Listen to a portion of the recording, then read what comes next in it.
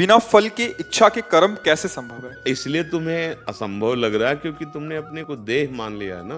देखो, मान्यता अगर एक हासिल भी चूक जाए तो सवाल पूरा हल नहीं होगा।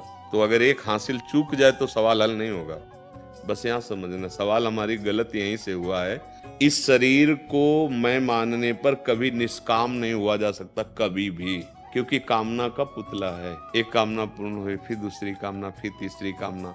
भगवान वहां बंधन मुक्त होने के लिए कह रहे हैं। द्वादश ज्योतिर्लिंग भगवत स्वरूप है ना, इनके दर्शन, इनके स्मरण मात्र से पाप नष्ट होते हैं। कह रहे 7 जन्म के पाप नष्ट हो जाते हैं केवल इनका स्मरण करने से। अगर सुबह शाम, और आप तो दर्शन करने जा रहे हो, तो मन को जो जलन हो रही है वो पाप नष्ट हो रहे हैं। शरीर एसी में बैठा है और चिंतन गलत हो रहा है तो हृदय जलेगा, एसी काम नहीं कर पाएगी। और चिंतन बढ़िया है तो हृदय शीतल है तो धूप का फर्क नहीं पड़ पाएगा। अगर 100 रुपया धर्म से कमाओगे ना, बहुत बड़ी वस्तु हो जाती है। और अधर्म से 100 लाख कमाए ना, तो बहुत बुरा परिणाम निकलेगा। इसको लोग समझते नहीं। और मेहनत से कमाया हुआ अर्थ, भले नमक रोटी खाओ, तुम्हारा हृदय प्रसन्न रहेगा और कुल परंपरागत तुम सुखी रहोगे। और अधर्म से कमा लिया तो उसका प्रभाव होगा अशांति। जब आप घर लौटोगे तो आप देखोगे सुविधाएं सब है, लेकिन सबकी बुद्धि अशांत है। धर्म पूर्वक चलो, यही सब तीर्थयाटन का, भगवत दर्शन का यही फल है। गुरुदेव, मुझे ड्यूटी के दौरान किसी को धक्का या बल प्रयोग में अपराध तो नहीं लगता होगा? अब वो एक राष्ट्र के किसी पद पर है और आप उसकी सुरक्षा करनी, और आप राष्ट्र सैनिक हैं, तो उसमें धक्का दे देना या हटा, अब मान लो आपको संशय हो रहा है कि ये अहित कर सकता है, तो तत्काल उसको गिरा के बंदी बनाना भी पड़ेगा।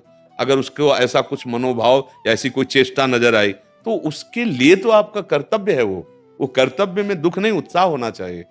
दुख वहां होना चाहिए जब हम किसी अधर्म आचरण की तरफ अपने मन बुद्धि को देखें, या धर्म के विपरीत, कि ये कानून के विपरीत, तो हमें दुख हो। नहीं, ऐसी आवश्यकता पड़ने पर हम जब किसी की रक्षा में, तो हम अपने प्राणों का विसर्जन भी कर सकते हैं। एक अंधा एक दुकान में गया, वहां मूंज की रस्सी बटी जाती थी, तो कहा कि 1 रुपया 1 हाथ रस्सी।